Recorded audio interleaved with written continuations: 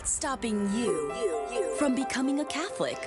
Why can't women become priests? Why do Catholics worship Mary? What's stopping you? Why do I need to confess my sins to a priest? Where is purgatory in the Bible? What's stopping you? I think the Pope has too much authority. What's stopping you? You are called to communion with Dr. David Anders on the EWTN Global Catholic Radio Network.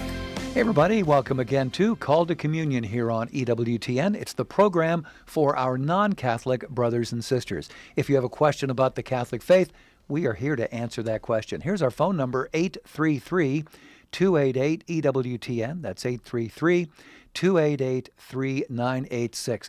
If you're listening to us in Chile, you'll want to dial 1 and then 205-271-2985. If you're watching us on TV today, you can participate as well. Here's our email address, ctc@ewtn.com. Charles Beery is our producer. Matt Kabinski is our phone screener. And we also have Rich Jesse handling social media for us. If you want to ask a question via YouTube or Facebook, we're streaming on both those platforms right now, along with all of our other media efforts here. So just put that question of yours in the comments box. Rich will see that. He'll send it to us here in the studio. Hopefully we can get your question answered on today's program. Again, the phone number, 833-288-EWTN. I'm Tom Price, along with Dr. David Anders. Tom, how are you today? Doing very well. How are you, sir? I'm doing decent, thank you. Fascinating question here from John, who says, there is a local Plymouth Brethren chapel in my neighborhood. They believe they are a true continuation of the early Christian community, not the Catholic Church. They denounce the Catholic claim that Jesus founded the Church, as they don't believe in the papal succession, starting with Peter. Would you be able to provide me with any other persuasive factual evidence in support of Jesus founding the Catholic Church and support of Catholic doctrine? Yeah, so, it's interesting. I'm familiar with the Brethren folk, and they take the New Testament as their rule of life, believe that is the blueprint for Christian living. One of the interesting things that has occurred to me over the years is that that's not what the apostles did, obviously, nor the churches that they founded, because the New Testament didn't exist.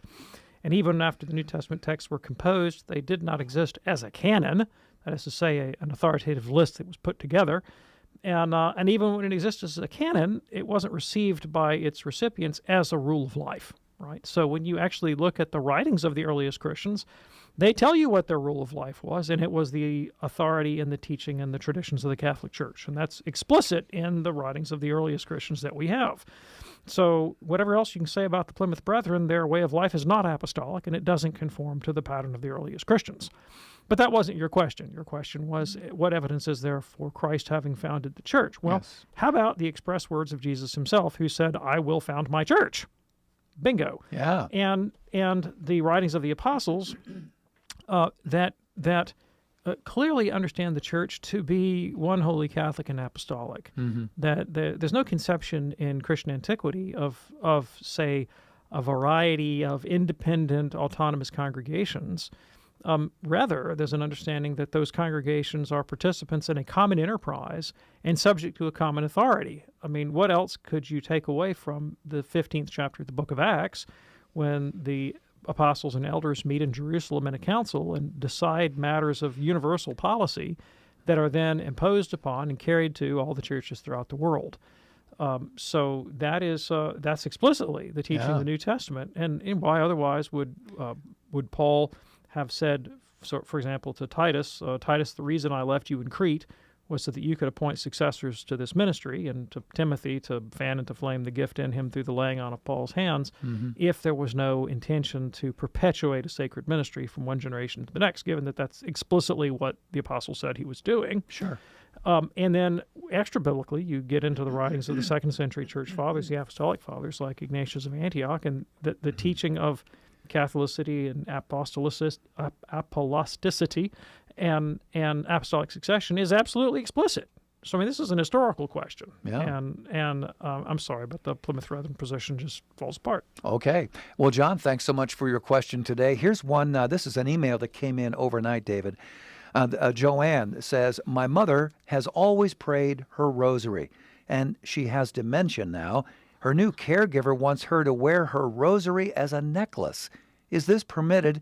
If I don't believe it's proper. Please address my concerns. Okay, thanks. I know that Catholics, many Catholics have objected over the years to the idea of using the rosary as jewelry on the grounds that, it has a sacred role in their life and their daily devotions, and they don't think it should be treated as a kind of adornment, for, out of fashion sense. And I appreciate that, and I respect that. And, I personally, I don't wear rosaries around. I don't wear a lot of jewelry at all, except for my wedding ring, but I certainly don't wear rosaries. And sometimes in pop culture, you will see people wearing rosaries, and you wonder about other things in their presentation and lifestyle if wearing a rosary is perhaps, say, let's put it mildly, a bit incongruous with other things that they're up to. Yeah. So I understand the objection. However, it doesn't have the force of law. There is not, to the best of my knowledge, a canon of the Catholic Church that says Catholics shall not wear rosaries. It's certainly nothing in divine law. It is a pious custom, and it may be what your grandmother would have wanted, right? And so I think, if the caregiver is insisting that the grandmother wear the rosary, and you have reason to believe the grandmother, when in her right mind, would not have wanted to do that, then then I would think it would be reasonable to say, hey, you're asking my grandmother to do something that I know that, when she's in her right mind, she really doesn't want to do, so I wish she wouldn't do that. Yeah. Is it some kind of sacrilege? I think that would be pressing the matter. I don't think we could draw that kind of conclusion, but that it offends her sensibilities, is enough reason not to do it. Very good. And Joanne, thanks so much for your email. Very sorry to hear about your mom there. Andrew on YouTube says, Dr. Anders, how realistically should Catholics take up the Protestant Jim trope of Jesus building us a mansion in heaven? Yeah, thanks. So if you want to know, do I think that we're going to get brick and mortar in the next life? Right. Whether we have brick or mortar or not, that's certainly not the primary reward of heaven. I mean, the teaching of Scripture and sacred tradition is that the primary reward of the just is the vision of God. And we're not talking about a vision with human eyes. We're not talking about, getting a sneak preview of the next, big Oscar-winning movie. We're not that kind of vision. Vision here is a metaphor to refer to a kind of intuitive knowledge of God and His essence that satisfies every possible desire.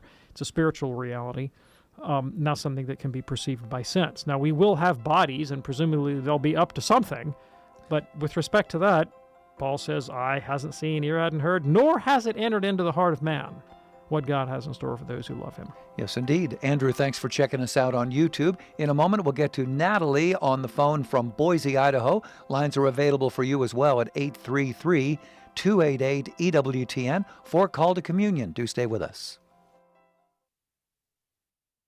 This is Life Issues with Brad Mattis, president of Life Issues Institute. In the wake of overturning Roe v. Wade, radical feminists got on their soapboxes and decreed that doctors would be jailed for providing women with emergency life-saving procedures related to pregnancy. As a result, women would be dying in the streets. Just watch, they cried, maternal mortality will surge. During the COVID crisis, maternal mortality did rise, but it's now fallen to pre-COVID times. What hasn't happened is the rise in deaths of women because they can't abort their babies. Actually, pro-life laws decrease maternal mortality. Just look at Poland and Malta with strong pro-life laws. They have low rates of maternal mortality. So did Ireland before they legalized abortion. As has been said before, there's no need to pit mothers against their babies. We can love them both. Follow us on social media at Life Issues Institute. The most original and exclusive Catholic content is on EWTN Radio. I don't like looking back. I prefer to look forward and keep moving forward. There's plenty to cover. I do a lot of research and try to dig out the bits and pieces of a life or of an agenda that people don't want to talk about. The World Over with Raymond Arroyo. Thursday night, 8 Eastern on EWTN Radio and Television.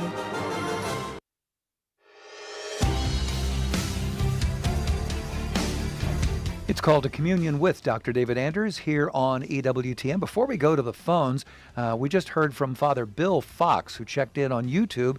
Father Fox says, on a practical matter, most rosaries are not built to be worn and they will fall apart. Yes, that is true. That is true. You know, over the years, I've owned a lot of rosaries, and some of them are beads that are strung, on a cord. Yeah. But occasionally, I've picked some up that are beads that are hooked together with little tiny metal hooks. Yes. And I always like the metal hook variety, except they tend to break easily. Mm-hmm. And I've gravitated more to the beads on a string version because they tend to not fall apart so much. Sure.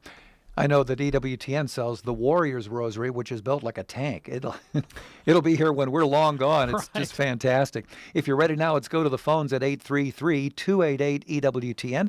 Beginning today with Natalie, a first-time caller from Boise, listening on the great Salt and Light Radio. Hello, Natalie. What's on your mind today?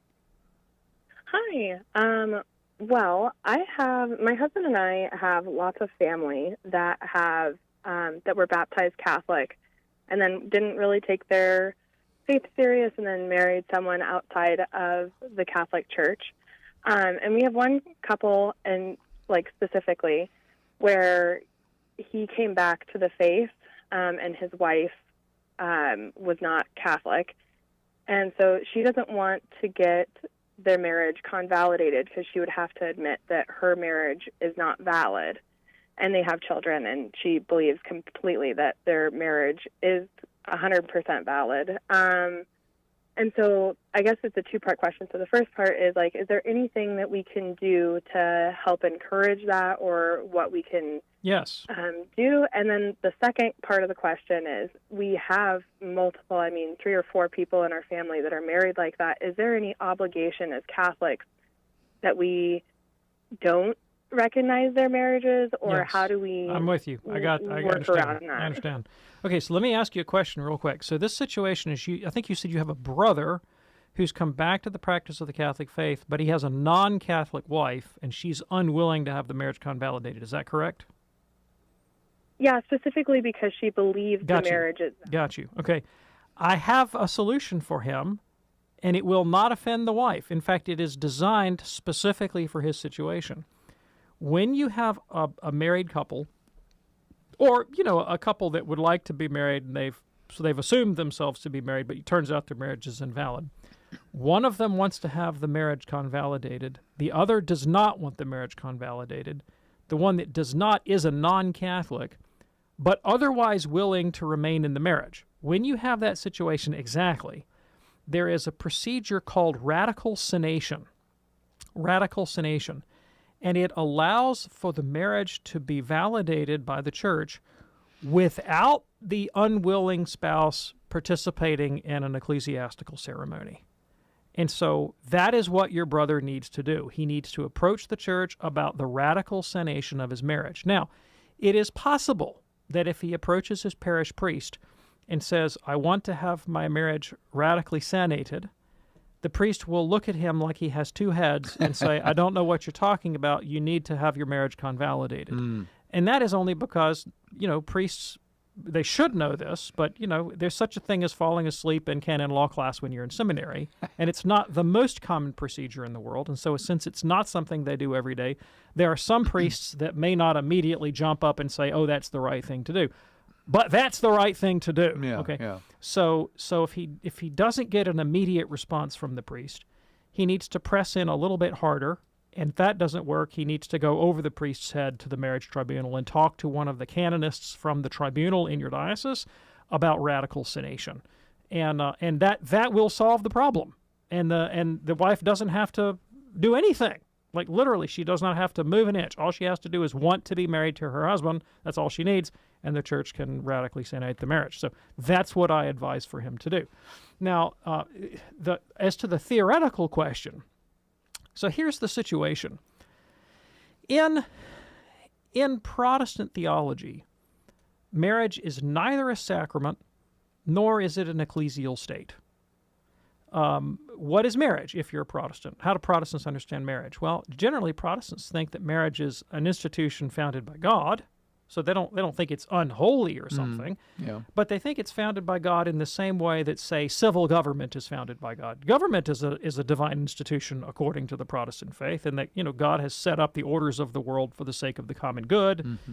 Plants grow on time, the sun goes around the earth, and civilization set up governments for the sake of the common good. These are all good things about the natural order that God instituted, but they're not sacraments, and they're not like intrinsic by their very nature to the constitution of the Christian church as such. Okay.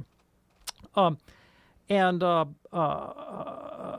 the Catholic, and so really for that, all that you really need to have a valid marriage, if you're a non-Catholic person, is just this commitment to lifelong fidelity to one another for the sake of raising a family. And family has that function. It replenishes society. It is a kind of cell in the natural order of civilization, and that's all you need to make it get off the ground and work. Okay. But if you're a Christian and a Catholic, there's a different theology of marriage. Here's the theology of marriage.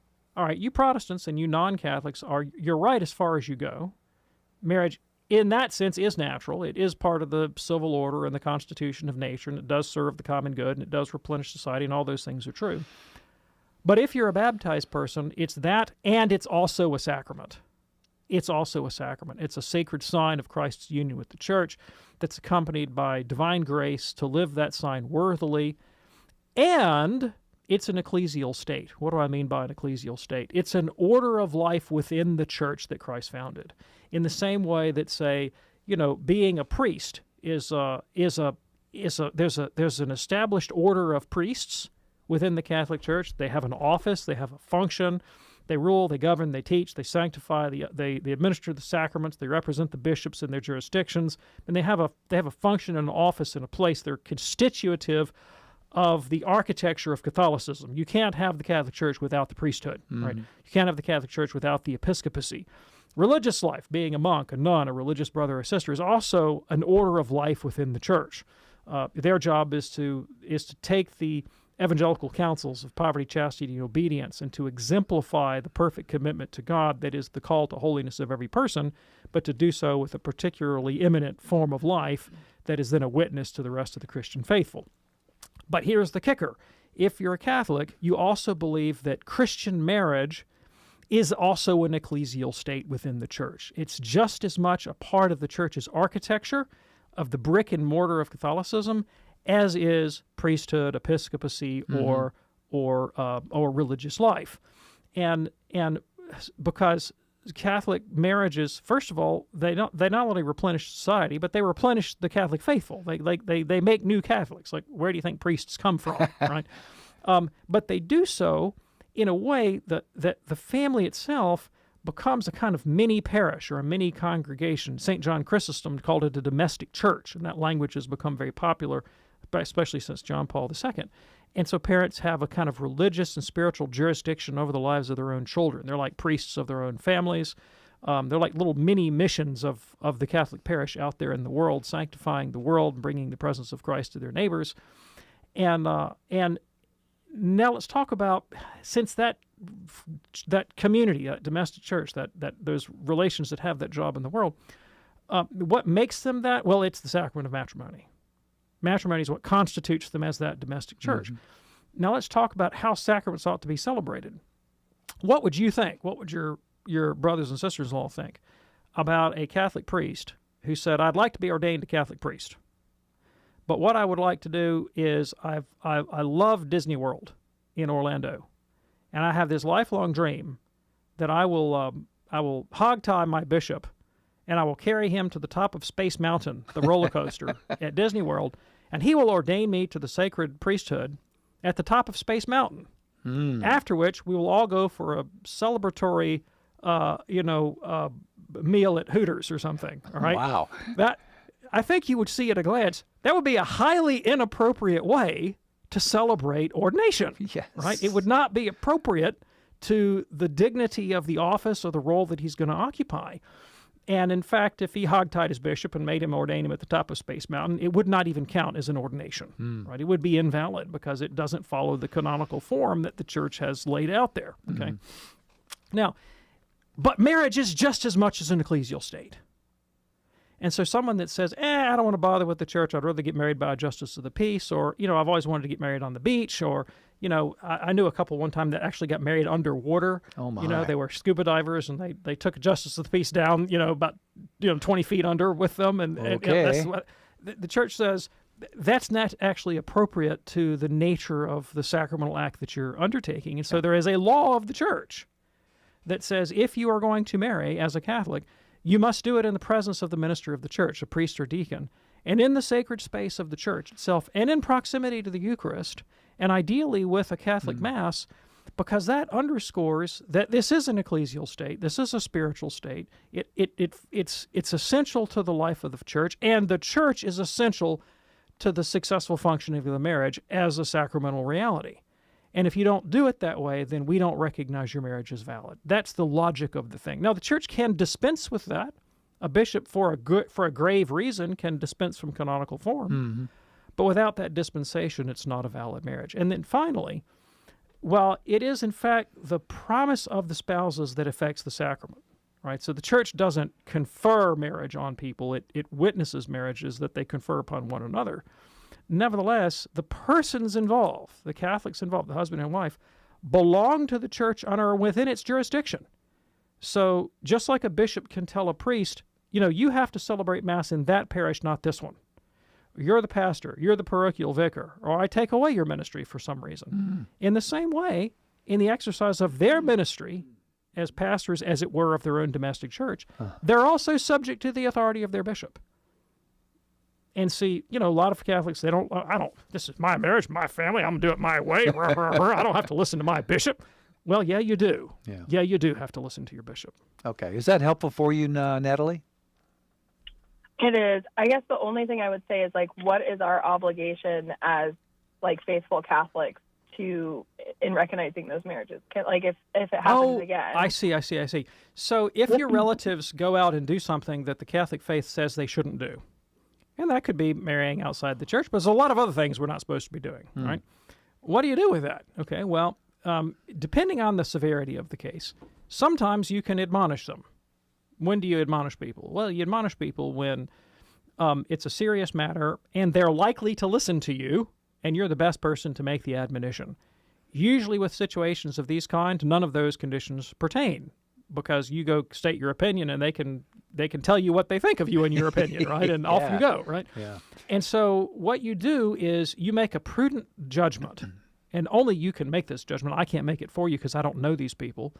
You make a prudent judgment about what is the best thing for me to do? How can I help them make incremental steps towards the Catholic faith? Gradually. I may not get there all in one day. And probably the best first start is, how can I establish a loving, trusting relationship with them?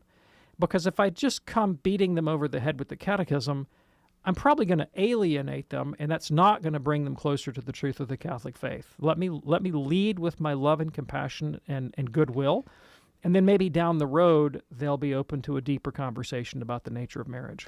Natalie, thank you so much for your call. Great way to kick off the program today, and that opens up a line for you right now at 833-288-EWTN. If you have a question for Dr. David Anders, 833-288-3986. If you're watching us on TV today, send us an email at ctc@ewtn.com. We just heard from Todd in Jupiter, Florida. He called in but couldn't stay on the phone. His question is, does the Catholic Church believe in separation of church and state? Also, do they want America to be a theocracy like evangelicals seem to? And finally, what would a Catholic state even look like? Yeah, thanks. I really appreciate the question. With respect to the first question, do Catholics believe in the separation of church and state? Catholics invented the concept of the separation of church and state. And before Catholicism, you won't find a civilization on the planet that advocated the separation of church and state. It really was, and I'm talking here, the hated and despised Latin Roman Catholics under the Pope, right? Like everybody's bugbear that nobody likes. It's like Chesterton said that the reason he became a Catholic is everywhere he went, people disagreed on everything except one thing, and that was that the Catholic Church was infallibly wrong. And he decided that a church that was infallibly wrong was a lot more interesting than anything else on offer. And when he investigated the church that was infallibly wrong, he concluded it was infallibly right. Right? So yes, the Church of the Inquisition, the Church of the Crusades, the church that everybody loves to pillory was in fact the institution in world history that invented the concept of the separation of church and state. And the foundation of this teaching is twofold. One is Christ's statement to Pilate that my kingdom is not of this world, and that Christ called a company of disciples out of the world to form a body of believers into a corporate unity, into the Catholic Church, to be salt and light in the world and to witness a new way of living, but predicated on baptism and a change of life, understanding that not everyone in the universe will follow that way of life. So you're not going to impose a Catholic ethic on people who shun the offer of grace, right? And so you actually can't institute, say, a fully Catholic polity on a non-Catholic population, because Catholic living presumes the Catholic way of life and the sacraments, which are never forced on anyone against their will, right? And then secondly, Christ created an order within that corporate body of visible authorities, pope, bishops, priests, and so forth, whose jurisdiction is over souls and not over territory as such, and that the church. I'm running out of time, but basically the jurisdiction of the civil government, over peoples and land is of a fundamentally different order than the jurisdiction of the church over its own members. Now, we'll get to the other parts of this question after the break. Stay with us right here on EWTN's Call to Communion with Dr. David Anders. Each weekday, we'll dive into the timeless teachings of our Catholic faith, drawing upon the wisdom of the ages to navigate the challenges of today. Together, we'll seek truth, find inspiration, and forge a deeper connection with God. I'm Deacon Harold Burke-Sivers, and I invite you to join me for Beacon of Truth, today at 4 p.m. Eastern on EWTN Radio.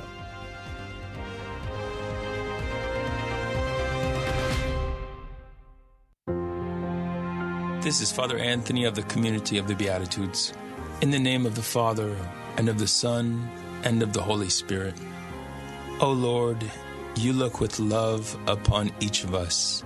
From the very moment we emerge as a tiny, wondrous ball of cells, so full of promise. Give courage to those who have conceived new life in difficult situations. Give them a wonder and joy at this new life, new promise. Give them courage to make hard decisions and sacrifices. Surround them with people who might support them and guide them.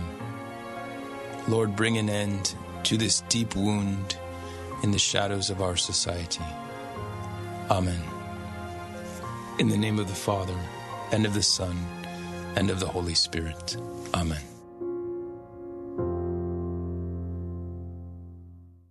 This is Doug Keck. I'll be talking with another important Catholic author on EWTN's Bookmark, Saturday afternoon, 4:30 Eastern on EWTN Radio. EWTN. Hi, this is Cy Kellett. Join us later today on Catholic Answers Live as we do our best to explain and defend the Catholic faith. Catholic Answers Live, 6 p.m. Eastern on EWTN Radio. Now, back to Call to Communion with Dr. David Anders.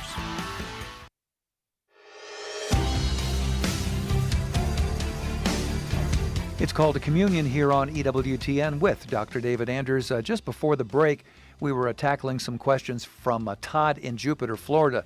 Todd's first question was, does the Catholic Church believe in the separation of church and state? David pointed out that the Catholic Church invented that. So, yes, that is a yes. The other two questions, which we're going to do right now, do they want America to be a theocracy like evangelicals seem to? And what would a Catholic state look like? Yeah, thank you. So, in a nutshell, the answer to the second question is no. We do not, Catholics do not advocate theocracy at all. In fact, based on the idea of a separation of temporal and spiritual power, the Church has always recognized that there has to be a temporal arm of government that is not clerical. And in fact, priests in the Catholic Church are not allowed by the Church to hold temporal office, and they can be excommunicated for doing so. So if a priest, for example, ran for president of the U.S., he would be violating canon law and being operating in disobedience to the Church. So no, we do not advocate theocracy. There are people within the Catholic Church that take an aggressive stance towards trying to bring Catholic moral principles to bear upon civil government. And there's an extreme form of that it often goes by the term of integralism, that basically advocates for the Catholic vision of the world, if you will, to be more or less enforced on a pluralistic society, so that all members of the civilization would have to follow Catholic norms, and the Catholic faith would have a kind of privileged place in society. And the Church has basically rejected integralism. So the closest thing that you ever find to theocracy in Catholic political thought basically is not accepted by the magisterium and has been ruled out. And the Second Vatican Council put a document forth called Dignitatis Humanae on human dignity that advocates for religious freedom as a necessity of natural law and essential to the common good of souls and to civilization. Great book that I highly recommend you read on Catholic political thought is called We Hold These Truths by John Courtney Murray, American Jesuit theologian, highly influential at the Second Vatican Council. One of the books that actually made me Catholic. Of all the stuff I read over the years, I read a lot that impressed me about the Catholic faith. When I read We Hold These Truths, something in that just struck a chord with me, and I said, these Catholics have got a lot of good sense, a lot more than the people I've been running around with up till now. So I highly recommend that book. All right. And what would a Catholic state look like? Well, since we're not advocating for that, it would look like something other than what the Catholic Church advocates for. Okay, very good. It is called to communion here on EWTN. Congratulations going out to another member of the EWTN radio family. That would be Catholic Radio Indy, celebrating 20 years with us this week. They serve Indianapolis and central Indiana with 5 FM stations. Whoop, whoop. So, congratulations to Gordon Smith, somebody that you know. Absolutely. And his great team there at Catholic Radio Indy, from all your friends at EWTN. All right, back to the phones now for Anthony in Plainfield, Massachusetts, checking us out today via podcasting. Anthony, what's on your mind today, sir? Yes, this is for Dr. Anders. Yesterday, you had a call from, I think, a parent whose child or older child became an atheist because they couldn't understand how God could let young people suffer, innocent people suffer. And we all had that problem talking to people. I worked at a church food bank at one time, and this wonderful nurse, she worked there too. She retired, a registered nurse, and she was a Catholic, and she became an atheist, and she said the reason why is because being a registered, she saw so many young people who were suffering, born with diseases, suffering, and die. And how could, if there was a God, how could he let that happen? And I gave her my theory on this because she was such a wonderful woman, and I wanted to try to help her out a little bit. And my theory was, and it's just my theory, that young person that was born with a certain disease and suffered for 4 or 5 years and then died, go straight to paradise, straight to heaven, and with an enjoyment so wonderful. And it says, a person like me, who I'm a practicing Catholic now, I might have 40,000 years to do in purgatory yet, because even though now I'm maybe doing a little bit better, before I wasn't, and that's why I got 40,000 years to do before I can get there. This young person is going to be there right away. And that was my answer. I don't know if that was a good answer or not, or if it was a little reasonable or whatever. Yeah, thanks. Dr. Anders, I really appreciate the question. So the Church's position on the reality of evil is that God permits evil because he intends to bring out of it some greater good. We are not told what the greater good is in every case. Now, sometimes we know. So, for example, God permitted the suffering of Calvary. He permitted Jesus to suffer horrifically on the cross because he intended to bring out of that the redemption of the world. So we do know in that case why there was evil. But many times we don't know. Now, is it possible that in a particular case God allows the suffering of a child because he intends the glories to follow for that child to be so radically disproportionate in terms of, glory to suffering, that the suffering seems inconsequential from the point of view of eternity. Sure, that's intelligible. That makes sense. I don't know that we can say with certainty that that's always the reason that God permits the suffering of children. But it is certainly, that strikes me as plausible. Mm-hmm. My point is that we don't always know. We don't always know. The suffering of children is particularly difficult. Now, there's a wonderful book on the intelligibility of the suffering of conscious adults, not of children, by the Catholic Thomistic philosopher Eleanor Stump. The title of the book is Wandering in Darkness, Narrative and the Problem of Suffering. It is a magnificent piece of Catholic philosophy about how we can bring good out of evil when it comes to the suffering of conscious adults. She deliberately prescinds from the question of children. She says, I'm not talking about children today, I'm just talking about conscious adults. Everybody finds the suffering of children both intolerable and incomprehensible. And so I think the best we can do is to say that God has a reason that we do not currently know. Okay. And Anthony, thank you so much for your call today. Call to communion here on EWTN. Let's go to Rick in Minnesota listening on the great Real Presence Radio. Hey there, Rick. What's on your mind today, sir? Oh, first, for the sake of levity, I have to say that there was a priest that lived south of here that one time by popular acclamation was made the mayor of a small town. And when I lived in Ireland, the priest pretty much ran the town. But I think that the priest was given a dispensation by the bishop. Anyways, my question is this. I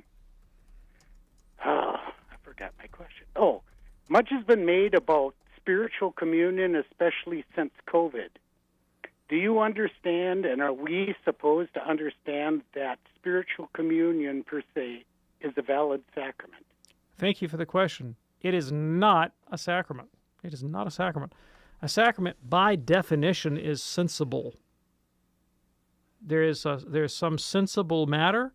That is to say, it can be sensed with your sense organs, eyes, ears, nose, mouth, sense of touch, sure. Smell. If it doesn't have the sensible element, some sensible matter, as well as an audible form, then it's not by definition a sacrament. Spiritual communion can be beneficial. I mean, there are a lot of things that are beneficial in reality that aren't the sacraments of the Catholic Church. Beneficial, but it's certainly not a sacrament. Okay. Rick, thanks so much for your question here. Call to communion on EWTN. Let's go to John, north of Philadelphia, listening on the great domestic church media. Hello, John. What's on your mind today, sir? Hi. I was just curious because my question is really, is there anything inappropriate about a Catholic person who is, let's say, a male, either while they're not married, having friends who are of the opposite sex, or who are married and having friends who are, married to other men? Is there anything inappropriate about that? Yeah, thanks. I really appreciate the question. I think it depends entirely on the context and the nature of the relationship. So, for example, I would consider Tom's wife to be among my friends. But I'm never going to take her out to dinner without Tom there. I appreciate that. I mean, there's some prudent rules of judgment that you follow, to avoid impropriety and temptation and all the rest of it. There's nothing intrinsically wrong with men being friends with women, and Jesus was friends with women, but he wasn't taking them out to the disco. So you use good judgment. There it is. Appreciate that, John. Thank you so much for your call. I'm trying to visualize a first-century disco. It's kind of tough for me, No sound system, no speakers, not a whole lot of music either. But they did have falsetto. Well, that is true. You could take the Bee Gees back in time, and they could do an a cappella number. One of the great programs on EWTN Radio on the weekends is Blessed to Play with our friend Ron Meyer, Sunday afternoons, 4:30 p.m. Eastern, only on EWTN Radio. Ron talks with athletes and sports professionals about the role that faith plays in their lives, and it is a great show. Do check it out. Sunday afternoon, 4:30 p.m. Eastern, Blessed to Play with Ron Meyer, only on EWTN. Here is Natalie now in Houston, listening on her Alexa device. Hello, Natalie. What's on your mind today? Hi, good afternoon. Thank you so much for taking my call. I just had a question regarding my sister. she and I and our brothers, well, actually, were all baptized Catholics, and we'd all fallen away. And I actually came back to the church about 5 years ago, and I was able to open up a dialogue with her the other day. She's now married and has 2 young children, and I just kind of asked her if she's thought about, or she's talked with her husband about, like, what they believe, like, regarding faith, religion, and God, if they believe there is a God or not. And she kind of came back to me and just said that that she hasn't really thought about it too much before, and she said she's never felt a connection with a religion, that she does respect the values of religion. I think she maybe meant Christianity, and said the focus on family and the good people you can meet through church that turns into community are all things that she respects. Essentially, though, she cares about family, friends, self-reflection, and family traditions, but doesn't really feel that God has to be a part of it. So I think that she might believe that there really isn't a need in life for any God. So I was just wondering if you had any recommendations or suggestions on how I could open that conversation up more. Yeah, thanks. I really appreciate the question. So, all of us live, I think, in kind of 2 worlds. We live in the utilitarian world of objects, of the material realities around us, of cars and pineapples and you name it, and we manipulate those things in a consumeristic fashion for our immediate material advantage. But then we also, all of us, inhabit a world that can't be seen or touched in the same way, and that's the world of love and meaning and justice, or the lack thereof. And I think the religious impulse, in all people, not just Catholics, is born out of the tension that naturally exists between the utilitarian world of manipulable objects, and the world of love and justice and meaning that by definition transcends that material world. And for most people, they invest a lot more at the level of the heart and the mind in that unseen world than they do in the seen world. But this raises a question, and that is the question of the rationality of that choice, right? Because if the world of love and meaning and justice is just a fantasy and nothing but a fantasy, then we are fools. But it's very rare that you find a consistent materialist. I mean, he may be a materialist up until you hit him on the thumb with your hammer, and then he says, Al, you shouldn't have done that. That wasn't fair, right? And he appeals to a standard that he can't see or touch or taste. And so for most people who come to a religious point of view, whether that point of view is Catholic or not, it's when they're finally brought face to face with the question, at the end of the day, do I really think the world of love and meaning and justice is real? Maybe not material, not real in the way that apples and cars and pineapples are real, but real in some way that makes an actual claim on my life and the life of my neighbor, so that I can point to my neighbor and I can make the statement, that's not fair, and I'm saying something more than a mere impulse, more than just a preference. Fair meaning something more than I don't like that, right? That there's actually a standard there to which I'm pointing. If you think there's a standard there, that there's a real standard, that there is something to be striven for, that life has an intrinsic meaning or value to which we can appeal, and we're not just fooling ourselves and living for it, then you've opened yourself up to the possibility of life having a transcendent dimension. Now, what's the best way to engage that? Well, it depends on the person you're talking to. For me, literature has always been the way to do that. And that could be fiction or nonfiction literature. People who have been the geniuses of the religious life and have been able to express these ideas with a compelling force.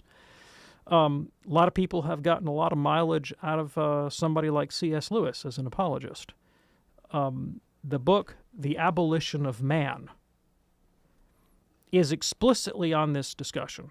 It is about whether the sense of love and meaning and justice to which we appeal has any reality, or if it's just this fantasy in our minds.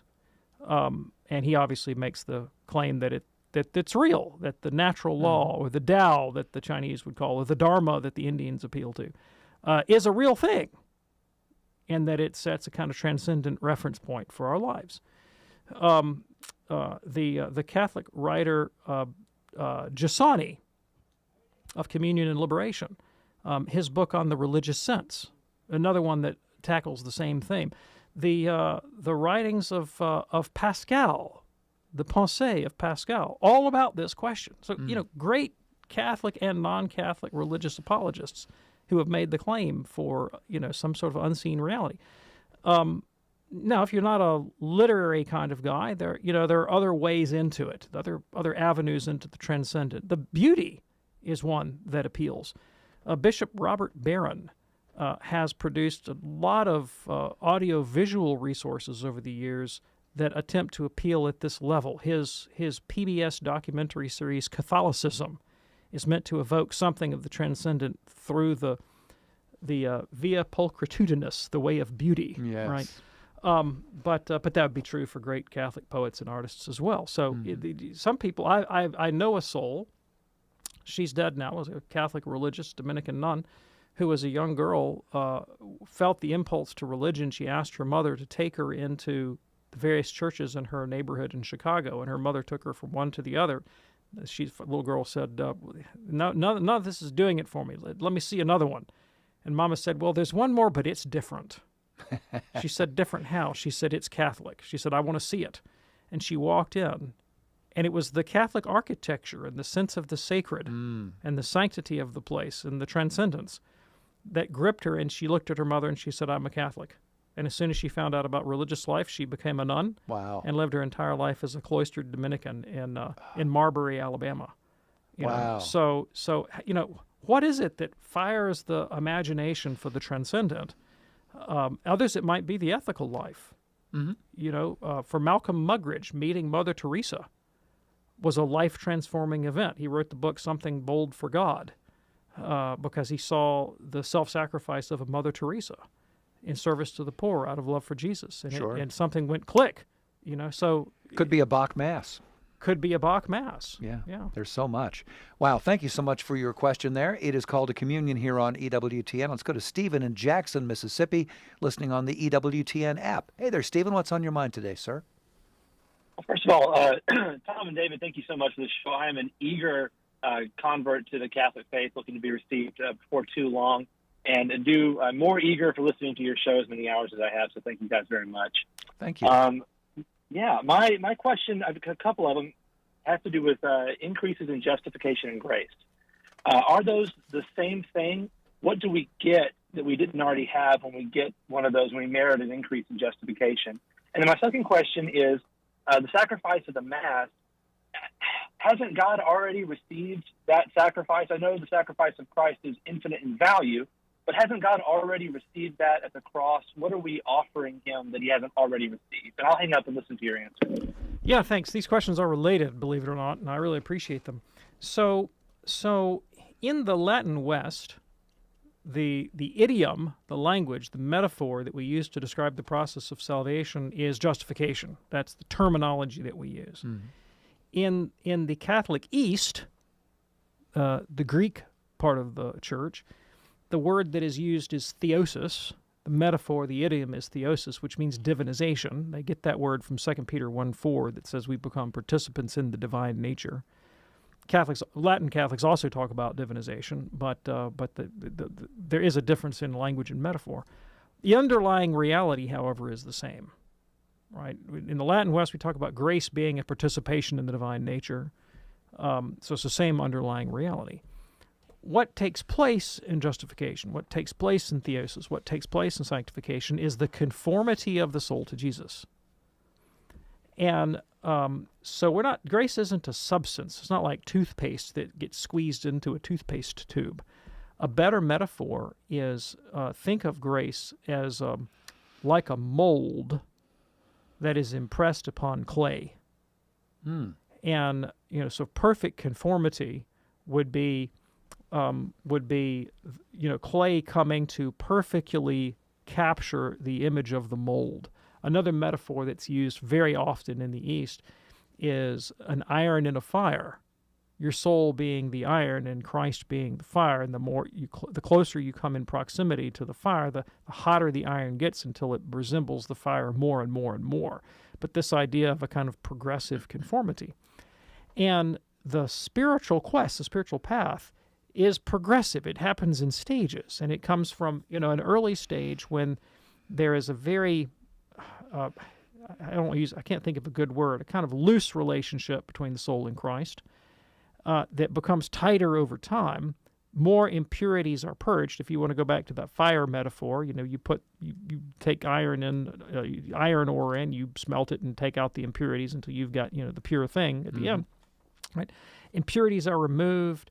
The will is habituated. The conformity to Christ becomes greater and greater. And so that's the sense in which we're talking about there being an increase in grace. It's great. I mean, you imagine, go back to the mold metaphor. Imagine, you ever have sort of dirty clay with sand and rocks in it, and you try to impress that in a mold, and you get something that's, shaped, but it's got all kinds of bumps and imperfections in it, right?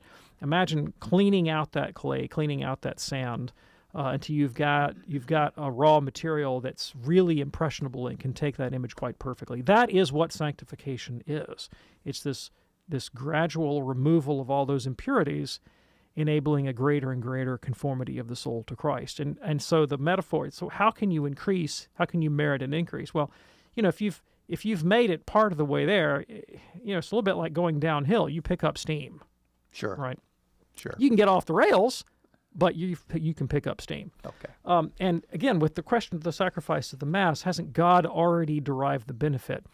So we use language of propitiation and expiation when we talk about the Mass and the sacraments, but keep in mind that our doctrine of God suggests that God himself never changes at all. At all. There's no change in God. So God does not derive a benefit from our acts of propitiation. It is we who derive the benefit. And in the sacrifice of the Mass, every sacrament displays for us a sacred reality that is meant to be impressed upon our souls. So there's a sign aspect to the sacrament, then there's the mysterious supernatural part. But the sign aspect is a teaching, and what is taught is the spiritual reality that's meant to be impressed on our souls. So in baptism, we figure, we witness, we represent the washing of impurity from the soul, death and rebirth with Jesus. And that tells us that is the reality that I am meant to live through this sacrament. What is being figured by the sacrifice of the Mass? Well, it's the offering of Christ's body, in imitation of which we are to offer our own. And so by the repetition of the Mass, we are continually renewing our own consecration to God through Christ in a ritual way, empowered by the Holy Spirit, that facilitates that progressive sanctification that we just described. The Mass is the ritual form that our interior sanctification and redemption takes. All right, very good. And Stephen, thanks so much for your call today. Real quick question here from John on YouTube regarding Paul saying, "What no eye has seen, nor ear heard, nor the human heart conceived, God has prepared for those who love him." Do we know what his source is for this or how he came to it? We have some speculation about that. Okay, right. So there was a spirituality in Second Temple Judaism that has been called Merkabah mysticism or throne mysticism. Okay. And it was a spiritual practice in which mystics attempted to recapitulate some of the visions of the prophets, like Ezekiel's vision of God's throne on high. There are quite a few scholars that think that Paul was a practitioner of that spirituality and that his own flight to heaven that he describes in 2 Corinthians took place in the context of that kind of a spiritual vision, that it partook of a formalized description, that there was a pattern there that Jews attempted to recapitulate. And so his eye hasn't seen and ear hasn't heard was a statement about his own spiritual experience that took place in the form of one of these Merkabah trances. Very good. John, thanks for your question via YouTube. And Dr. David Anders, thank you, sir. Thanks, Tom. Hope you can join us next time for Call to Communion with Dr. David Anders. Until then, I'm Tom Price on behalf of our fantastic team. Hope that you have a great day, and we will see you next time. God bless. He was a mystic and reformer who died at the age of 33. Matthew Bunson and the Doctors of the Church. St. Catherine of Siena accomplished something no one thought possible. She convinced Pope Gregory XI to return to Rome after the popes had lived in France from us the whole of the 14th century.